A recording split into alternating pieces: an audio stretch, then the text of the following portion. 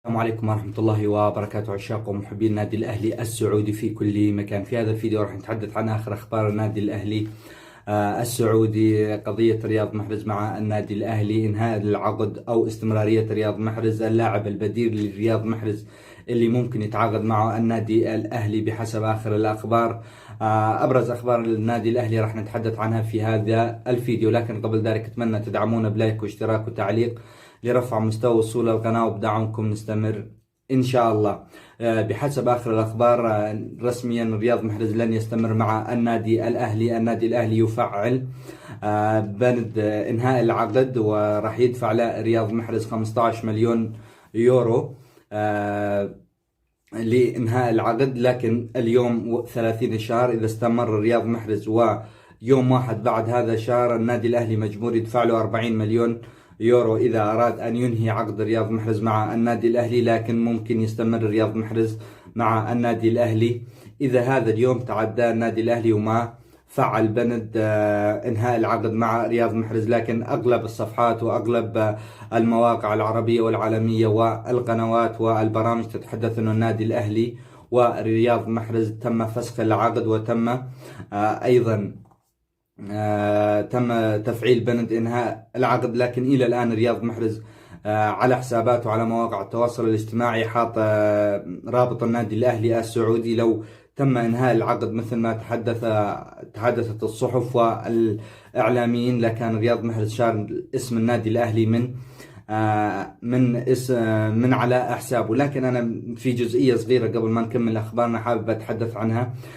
حاليا يعني أنا ما حبيت هي من إدارة النادي الأهلي. حاليا رياض محرز في كأس العالم، يعني مثل أنت إذا بدك تنهي عقد رياض محرز وما راح تستمر مع رياض محرز في الموسم القادم، موسم 26-27، يعني كان ممكن تقعد مع اللاعب قبل كأس العالم قبل ما يطلع للمعسكر. حاليا رياض محرز مشغول بكأس العالم، مشغول بدور المجموعات، وبعدها وصلنا الدور 32. يعني ما فهمت إذا كان بدهم يطالعون رياض محرز من النادي الأهلي ليش لها التوقيت هذا بالتحديد. فهي ممكن يعني إنه تكون يعني سيئة بحق النادي الأهلي وبحق رياض محرز أسطورة النادي الأهلي. قدم موسمين أو 3 مواسم قدم فيها مستوى أسطوري مع النادي الأهلي، حقق كأسين النخبة وقدم أهداف رائعة مع النادي الأهلي. فإن شاء الله إلى الآن ما في شيء رسمي إلى الآن، لكن أغلب الأخبار تتحدث أنه رياض محرز خرج من النادي الأهلي، والبديل راح يكون أنيس حاج موسى، هو لاعب جزائري ممكن يكون خليفة رياض محرز في النادي الأهلي. بحسب آخر الأخبار تحدثت أنه النادي الأهلي قدم مبلغ ضخم للاعب من أجل انضمامه إلى النادي الأهلي.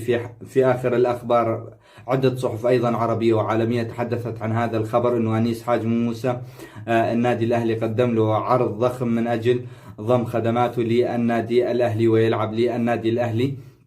لكن نحن نعرف أنه عقد رياض محرز ل 2027 مثل ما تحدثنا النادي الأهلي فعل بند إنهاء العقد بحسب آخر الأخبار، لكن إلى الآن ما في شيء رسمي يتحدث عن خروج رياض محرز لا من اللاعب ولا من المركز الإعلامي الرسمي في النادي الأهلي.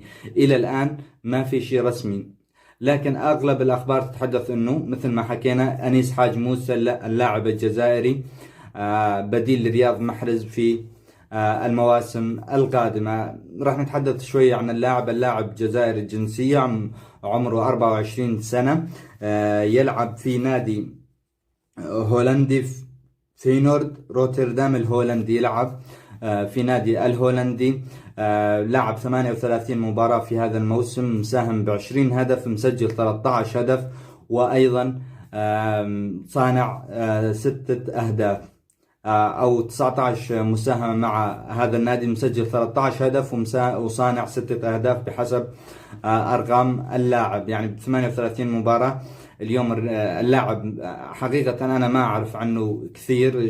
شفت له هدف يمكن لما لعبت الجزائر مع هولندا، سجل هدف أسطوري على هولندا، وكان هدف الفوز في المباراة الودية قبل كأس العالم. لكن حقيقة أنا ماني متابع اللاعب. ممكن بالتعليقات تحكونا إذا اللاعب أخوتنا بالجزائر تحكونا إذا اللاعب إمكانياته عالية ولا مستوى جيد. لكن أنا شايف رياض محرز هو الأساسي في المنتخب الجزائري في كأس العالم، على اللاعب أنيس حاج موسى. مثل ما نعرف هو أيضا جناح يمين أنيس حاج موسى ورياض محرز. فأتمنى تحكونا عن إمكانيات اللاعب في التعليقات. ماني متابعه صراحة لا مع النادي الهولندي، قاعدين نشوفه مع منتخب الجزائري، لكن نشوف رياض محرز هو الأساسي على اللاعب. فممكن مدرب المنتخب الجزائري مشان التجربة والخبرة، رياض محرز أكبر وعنده خبرة أكثر في المباريات الدولية وكأس العالم، وأيضا عنده خبرة دولية كبيرة، فممكن ملعبه بدال أنيس حاج موسى. لكن أنا بوجهة نظري حسب إحصائيات اللاعب يعني ما ممكن تجيب، مع احترامنا للاعب، تجيب أنيس حاج موسى بديل لرياض محرز. رياض محرز أسطورة النادي الأهلي، مثل ما نتحدث كل المدربين يتحدثون الفريق الفائز، يعني بالمباراة العادية الفريق الفائز لا تبدله، يعني لا تبدل لاعبين كثير فيه. انت اليوم عندك النادي الأهلي السعودي حقق النخبة على موسمين متتاليين، مقدم مستوى جيد في الدوري، وحاليا انت راح تشارك ب7 بطولات قارية وايضا محلية.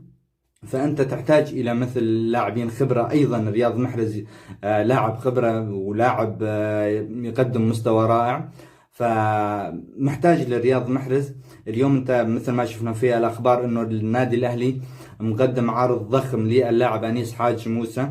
طيب مقدموا المبلغ الضخم، ليش ما يعني تعطيه لرياض محرز وما تطالعوه؟ عندك موسم آخر ل 2027 تشوف مستوى رياض محرز تقيمه، يا أما حتى ممكن تجدد له موسمين آخرين، أو تقول له خلاص انتهت قصتك مع نادي الأهلي، نشكر جهودك وخدماتك اللي قدمتها للنادي الأهلي. لكن حاليا انت بحاجة رياض محرز بشكل كبير في ان كان في البطولات المحلية او حتى القارية. عندك اكثر من بطولة مثل ما تحدثنا، فانت بحاجة لرياض محرز. تحدث ايضا اخر الاخبار عن لاعب انجليزي كان اسمه ميسون جيرنود على ما اعتقد هيك اللفظ، او مخربط ما اعرف للامانة.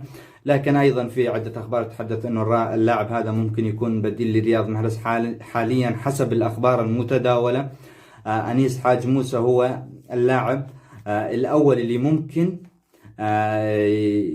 يخلف رياض محرز في مركزه في حال خروج رياض محرز وبديل لرياض محرز في النادي الأهلي. مثل ما نتحدث، هي الأخبار اللي بنشوفها على أغلب الصفحات والمواقع وأيضا البرامج التلفزيونية والإعلام السعودي. لكن إلى الآن ما في شيء رسمي. إلى الآن اليوم آخر يوم تنتهي صلاحية بند إنهاء العقد مع رياض محرز أو استمراريته. إذا اليوم رياض محرز أو النادي الأهلي ما نشروا بيان رسمي يتحدثون فيه عن خروج النادي الأهلي، إن شاء الله بيكون رياض محرز مستمر مع النادي الأهلي. أنا مع احترامي لأنيس حاج موسى أو لغير لاعبين، أنا أتمنى استمرار رياض محرز في النادي الأهلي. رياض محرز قيمة كبيرة، ومثل ما تحدثنا أنت اللاعب اللي الفريق اللي بيفوز لا تبدله، فأنت عندك أساسيات في النادي الأهلي.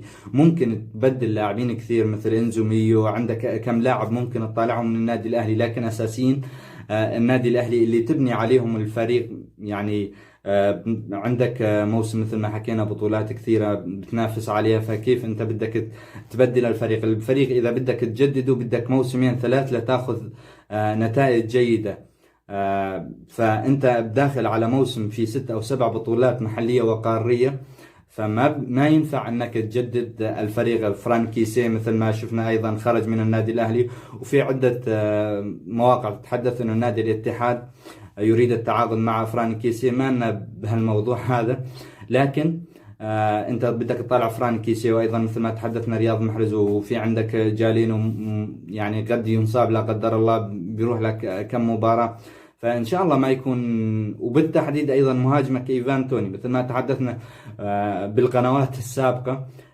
أنا إلى الآن ماني مقتنع بإيفان توني. سجل أهداف، كان هداف الدوري إلى ما هنالك، لكن أنا أتمنى أنه يجي للنادي الأهلي هداف أفضل من إيفان توني. في ناس راح تقول لي انه مسجل اهداف اليوم. ايفان توني لو في لاعب قناص مع النادي الاهلي بيسجل يعني اكثر من 50 هدف في الموسم. ايفان توني سجل ما يقارب 25 او 30 هدف على ما اعتقد، لكن مضيع قد ضعف هنا مضيع. فهاي كانت من الامكانيات اللي فيها النادي الاهلي. رياض محرز كان يقدم له كرات على طبق من ذهب، ايضا اللاعبين جالينو، فكان يخدمون اللاعبين كثير. يعني كان اغلب الاهداف انا الى الان ايفان توني ماني مقتنع فيه للصراحه. ممكن كثير لاعبين مشجعين اهلاويين يخالفوني في الراي، لكن الى الان ما لقينا لاعب ينهي الاهداف، ينهي الفرص من يعني باقل من نصف فرصه يسجل لك هدف في المرمى. فان شاء الله رياض محرز يستمر مع النادي الاهلي، وان طلع الله يوفقه ويختار له الافضل ويختار لنا الافضل، وان شاء الله اذا اجى انيس حاج موسى ينجح معنا. لكن الى الان مثل ما تحدثنا، انا اتحدث بالفيديوهات ما احكي شيء رسمي حسب آخر الأخبار. أنا الشيء الرسمي أتحدثه عن طريق إعلام النادي الأهلي أو اللاعبين. رياض محرز ما طلع وحكى أنه راح يطلع من النادي الأهلي أو راح يستمر، والإعلام الرسمي بالنادي الأهلي أيضا لم ينفي ولم يؤكد. فإن شاء الله هاليومين هذول راح يبين كل شيء، إذا كان راح يستمر رياض محرز أو ما راح يستمر. وأنيس حاج موسى مثل ما تحدثنا إن شاء الله إذا كان في خير وعلى أكيد راح يطلع رياض محرز إن شاء الله يجي للنادي الأهلي وينفع في النادي الأهلي. لهون بكون خلصنا الفيديو، أتمنى ما كون طولنا عليكم، والسلام عليكم ورحمة الله وبركاته.